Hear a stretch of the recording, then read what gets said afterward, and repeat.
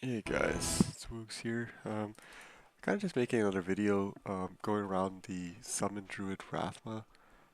It's really using essentially the same build I had in the initial video I did for the, um, well, the first time I did T2 with the Summoner, when I guess when I got the Aura. I kind of wanted to make another one just to show what it looks like after playing it a bit more. You know, the first time I did the kill was definitely, I mean, it was the first time I really had tried the build out, so I didn't really have so much experience with it. So I know some people had some struggles. You know, I rate this extremely high for Rathma, but I think some people were having a bit more struggle with it. I'm not sure if it was related to gameplay or if it's you know, comfort level with the build. Uh, I do recognize that I have a lot of kills with Necro, so it might be pretty similar kind of mechanics getting used to. The big issue is definitely the bear AI moving away from stuff. Phase 1 is actually not super interesting. I you know, I don't have super high cold res, and the spires will splash off of bears, so it actually makes phase 1 look a little dangerous. I kind of take this one to, I don't know, nonchalant. I guess I'm kind of more interested to get to phase 3, so I definitely could play phase 2 a lot safer. You definitely would want to hit the spires first to get the your Feral Rage initial stacks. You have a bit of faster run walk. And then you just really have to kind of, I don't, you could try to move away from the bears as the cold's coming near you. Otherwise, just kind of pre-pot every time a spire is going to hit you or a bear. You're going to have enough pots anyway, so that's probably the safest thing to do. Um, because you could, what seems like to be very safe is that you can get hit by a bunch of splashes off of the bears, just like kind of almost there. That's kind of why you just gotta pre-pot, and it could get you killed. This build as well, I could definitely have a fair bit more HP. I haven't played this for a few weeks because I was doing all the other classes and a couple other things. I have misplaced some of the gear I use on this guy. I'm not sure where everything is. It's pretty much the same as what I had in the video. I just was kind of upgrading stuff as I moved along. So I think I was at 4.2k life, was like 4150 was kind of the strongest I was, but I can't really find some of the stuff I was using for that. So I kind of just went back to what I essentially had in the video, but with a bit different stat allocation.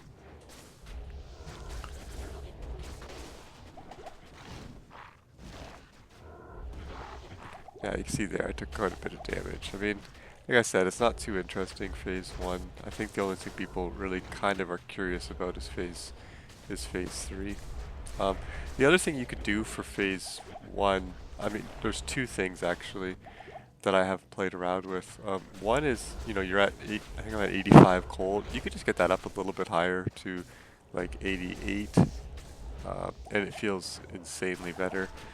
Um, that would solve a lot of issues. The other is you can actually do that phase just with ravens in the same build. I've done it a couple times in my playthroughs. I just use the ravens, and it works really well because I mean you don't get any of the splash. It takes only a little bit longer, not much at all. That's that noticeable. You don't get the big burst, but it does really good damage. It's slightly different play style to get used to because you kind of have to summon your ravens nearby and stand near the golems, for example. But they chunk it down really quickly, so it's it's completely fine. So I would say if you're struggling with spires hitting the bears, I don't know if anyone really was, but if you were, I would say either get your cold res up or just drop the bears entirely. It's completely fine to just do ravens there.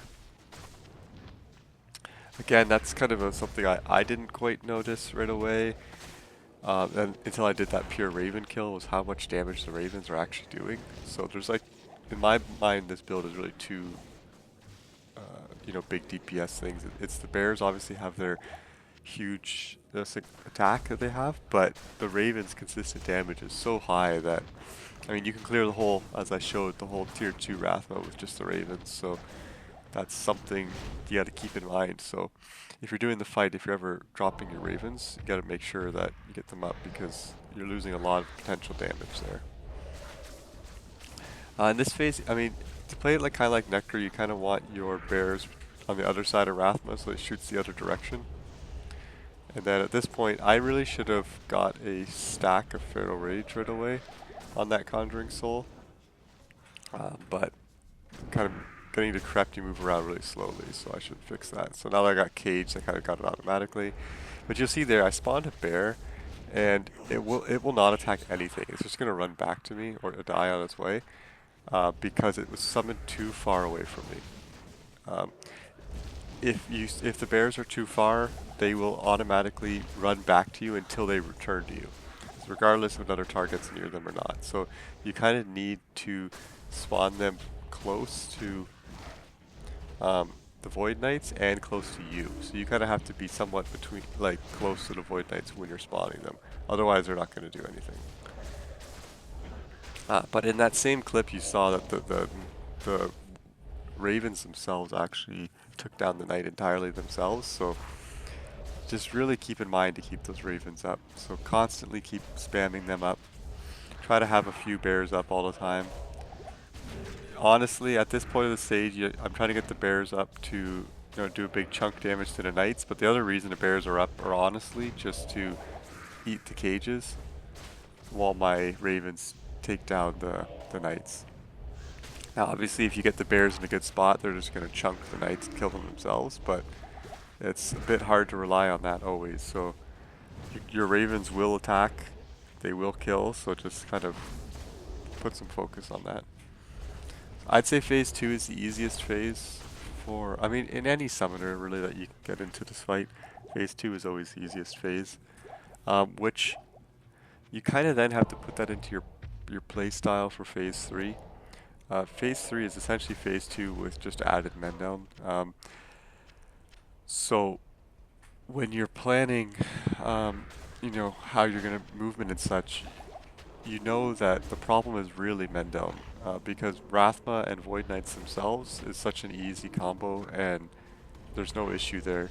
You're able to do that phase with just a few pots only, as you saw. So what we have to be careful about is just minding Mendel's Sludge Nova, his consistent poison, and then of course there's just another boss for the things to attack while they're immune, so you have to be a bit cognizant of that. I don't know how amazing I played P3, but I just wanted to upload one that was closer to what I'm doing now, and you'll see how many pots left on this one. This is not really super RNG because I'll talk about it at the end maybe as we go, but there's some bad steps I get into here and some good ones too, so it kind of evens out a little bit. But at the beginning of the fight, you just want to keep your bears up. They're all going to die pretty much at a spear right away often, so just kind of try to keep them up. They'll fall down again, bring them up, and then here you want to attack that initial Conjuring Soul just to get him out of the way. You're going to double phase, so try to move close to the men down again to avoid the Sludge Novas. And then once his phase is done and you antidote, then you're going to walk around the outside of the ring and just try to keep your Ravens up and then keep your bears up to kind of self-clear the Void Knights.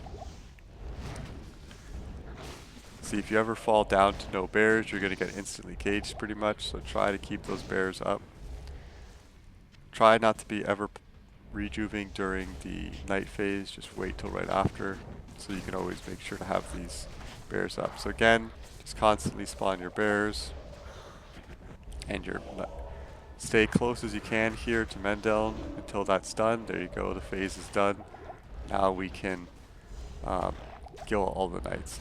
Now you see the Knights, like a lot of builds right when the double phase, you kind of have to move around and worry, but since you have the bears, you can kind of get away with staying close to Mendel during the double phase because the Knights will pretty much attack the bears. So you don't need to run out and kind of take that extra damage there. I find I was eating a lot of rejuves when I did that. I did get hit by quite a few sludges this one, so that's something to try to keep in mind. again, I'm just waiting for that P Nova. And at this stage, I'm just going to try to get all my bears up. That was a good, decent night one. That was an invisible cold wave, which is always something to be scared of. So I lost my Feral Rage, but I got it up again there. It's always nice to try to hit a random cage that's out if you can, because that'll just kind of keep your stacks going. You're gonna have random cages because the bears are gonna get caged and then die from some damage, so they're just gonna stay up. So now that all three are done, you pretty much can just kind of walk through the fight. You're staying within the Sludge Novas. There it goes down Mandel, and there's Rathma. So you see here, we have 41 pots left there at the end of, a tier 2 Rathma. I dropped down low a couple times. Like I said, we can fix our health quite a bit on this build, but also I did 4 runs in a row, and it was, I don't have the numbers on me right now, but it was around 33, 35, 35, and then there's 41. So the consistency, I think, is pretty high. You can see the gear here. The amulet's actually kind of nice, but actually kind of bad for me at the moment, just because cannot be frozen. I'm already getting from my ring and gloves, so really it's just like a 210 PLR with strength, so it's not super amazing. And I could fix a few more slots. To be honest, I would remove the jaws, and instead of jaws, do the gull and the ohm, and then that way you can just kind of put more life stats in other areas, and you'll have more life overall. Jaws values are extremely low on Druid. I wish I didn't triple jaw that Den Mother, because it's not great, but you're pretty much maxing your life cancer. You're getting 64% there, then everything else is coming up from here. So I'll link it again in the description, but thanks guys. Take it easy. Cheers.